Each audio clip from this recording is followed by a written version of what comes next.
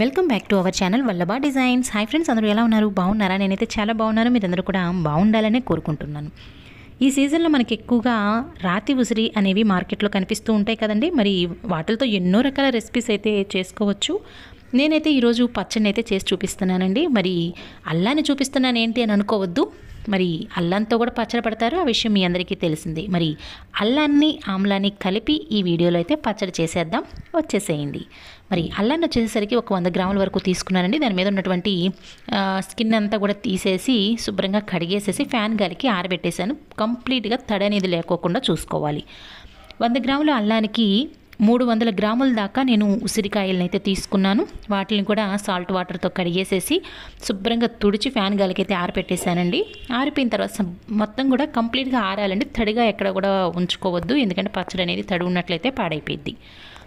తర్వాత స్టవ్ వెలిగించుకుని బాండి అది పెట్టుకుని ఒక 4 స్పూన్స్ వరకు ఆయిల్ అనేది వేసుకుని ఈ సన్నగా కట్ చేసుకున్నాం కదండి అల్లం ముక్కల్ని, వాటిని కూడా వేసుకుని ఇలా జస్ట్ ఫ్రై చేసుకోవాలండి. డీప్ ఫ్రై చేయాల్సిన అవసరం లేదు. అట్లనే ముక్కలు బాగా పెళపెళ వేగాల్సిన అవసరం కూడా లేదు. జస్ట్ గోల్డెన్ కలర్ అనేవి వస్తే చాలండి. ఇలా వేయించుకున్నందువల్ల ఏంటి అంటే కొద్దిగా ఏదన్నా లోపల ఏదైనా తడి ఉందనుకోండి అల్లంలో, ఇలా ఫ్రై చేసుకుంటే తడి అనేది పోతుంది. కాబట్టి పచ్చడి ఎక్కువ రోజులు నిల్వ ఉండటానికి ఛాన్సెస్ ఉంటాయి. చూస్తున్నారు కదా, ఈ కలర్ వచ్చిన తర్వాత మనం అల్లాన్ని అయితే తీసేసుకోవాలి. తర్వాత ముందుగా మనం ఫ్యాన్ గాలికి ఆరపెట్టాం కదండి ఉసిరికాయలని, అది రెడీగా పెట్టుకున్నాం కదా, వాటిని కూడా ఈ ఆయిల్లో కొద్దిగా వేసుకుంటూ ఫ్రై చేసేసుకుందాం.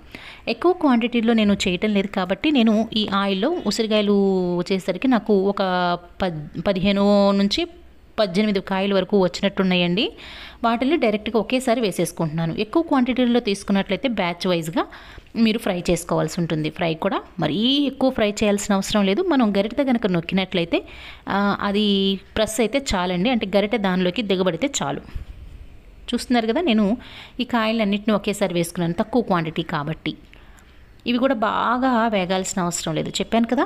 జస్ట్ మనం ప్రెస్ చేస్తే కొంచెం మెత్తబడితే చాలండి, బాగా ఫ్రై చేయాల్సిన అవసరం కూడా లేదు. చూస్తున్నారు కదా, కలర్ అనేది కొంతవరకు చేంజ్ అయింది.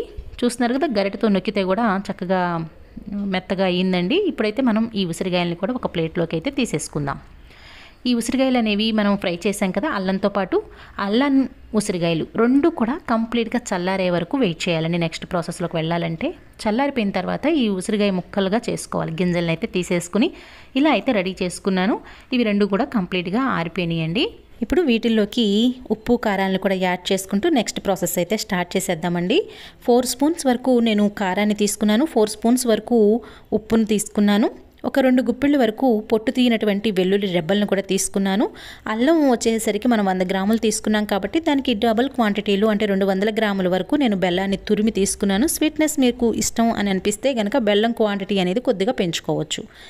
ఇప్పుడైతే మిక్సీ జార్లోకి ఈ అల్లం ముక్కలు ఉన్నాయి కదా, వాటిని ఉసిరికాయ ముక్కల్ని కూడా వేసేసి మెత్తటి పేస్ట్ లాగా అయితే పట్టేసేసి ఒక ప్లేట్లోకో ఒక గిన్నెలోకి అయితే తీసుకోండి. ఇవి రెండు కూడా బాగా మిక్స్ అయ్యి మెత్తటి పేస్ట్ లాగా అవ్వాలండి. ఇప్పుడు దీనిలోకి 4 స్పూన్స్ కారం అనేది ఉంది కదా, ఆ కారాన్ని కూడా ఇందులోకి అయితే కలిపేస్తే ఈజీగా కారం అనేది బాగా మిక్స్ అయిపోయిద్దండి. మిక్సీలో వేస్తే ఏంటంటే కొంచెం వేసుకునే కంటే ఇలా ఒకేసారి వేసేసి మిక్సీ జార్లో కనుక వేస్తే బాగా పడుతుందండి. మిక్సీ జార్ వేసేటప్పుడు కొద్దిగా సాల్ట్ అనేది యాడ్ చేసుకుంటూ నేను మిక్సీ అయితే పట్టాను. ఈ కారం కలిపిన దాంట్లో ఉప్పు అయితే కలపలేదండి. మిక్సీ వేసుకునేటప్పుడు కొద్దిగా సాల్ట్ అనేది యాడ్ చేసుకున్నాను. ఇప్పుడైతే ముక్కల్ని అయితే మెత్తటి పేస్ట్ లాగా చేసేసాం కదా, నెక్స్ట్ వెల్లుల్లి రెబ్బల్ని కూడా మిక్సీ జార్లోకి వేసేసి మెత్తటి పేస్ట్ లాగా చేసుకుందాం. దీనిలోకి ఒక 1/2 స్పూన్ వరకు మెంతి పిండిని కూడా యాడ్ చేస్తున్నానండి. ఎందుకంటే ఉసిరికాయ అనేది కొంచెం వగరగాను కొంచెం పుల్లగాను ఉంటుంది, అల్లం అనేది కొద్దిగా ఘాటుగా ఉంటుంది కదా. మరి ఈ రెండు టేస్టుల్ని కూడా బ్యాలెన్స్ చేయడానికి మెంతి పిండి కనుక వేసుకున్నట్లయితే టేస్ట్ అనేది బాగుంటుంది. మరి పక్కనగా పెట్టుకున్నాం కదా కారం, అది కలిపేసేసి అల్లం ఉసిరి పేస్ట్లో ఆ పేస్ట్ని కూడా కొద్దిగా ఇలా వేసుకుంటూ మరొక్కసారి మిక్సీ అయితే పట్టేద్దాం. మెత్తగా చేసుకోండి. మిక్సీ నలగట్లేదు అని అనిపిస్తే కొద్దిగా గోరువెచ్చటి నీళ్ళు అయితే రెడీగా పెట్టుకోండి. దానిలోకి ఒక 2-3 స్పూన్లు వేసుకుంటూ మిక్సీ అయితే పట్టేసేయండి. నేను సాల్ట్తో పాటే బెల్లాన్ని కూడా యాడ్ చేసేస్తున్నాను. ఇలా వేసుకుంటాం ఏంటంటే బెల్లం అనేది త్వరగా మెల్ట్ అయిపోయింది. మనం తడి కూడా వస్తుంది కదా బెల్లంలో నుంచి, ఆ తడికి మిక్సీ జార్ కూడా ఈజీగా తిరిగిద్దండి. లేదు అనుకున్నట్లయితే ఈ మెత్తటి పేస్ట్ అయిపోయిన తర్వాత లాస్ట్లో బెల్లాన్ని కూడా మీరు చేత్తో కలుపుకోవచ్చు. నేను మిక్సీ జార్లోకి వేసేస్తున్నానండి. ఇలా బెల్లాన్ని, ఉప్పుని, వెల్లుల్లి రెబ్బలు మొత్తం కూడా మిక్సీలో మెత్తటి పేస్ట్ లాగా చేసేసి ఒక గిన్నెలోకి అయితే తీసుకున్నానండి. చూస్తున్నారు కదా, ఇలా మెత్తటి పేస్ట్ అయితే చేసుకోవాల్సి ఉంటుంది. చెప్పాను కదా, మీకు మిక్సీ తిరగట్లేదు అని అనిపిస్తే ఒక 2 స్పూన్లు గోరువెచ్చటి నీళ్ళని అయితే యాడ్ చేసుకోండి.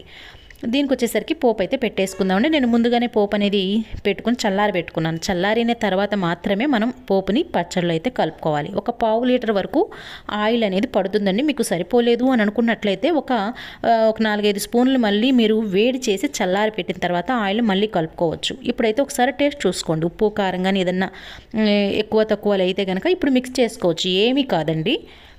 చాలామంది ఈ మెజర్మెంట్కి ఏదైనా అయ్యిద్దేమో, ఉప్పు కారం ఏదైనా తగ్గితే తర్వాత లాస్ట్లో కలుపుకుంటే మరి పచ్చడి అంతా ఏమైనా అయ్యిద్దేమో అన్న భయంతో ట్రై చేయరండి. ఏమీ కాదు, ఒకసారి తక్కువ క్వాంటిటీలో ఇలా అయితే ట్రై చేయండి.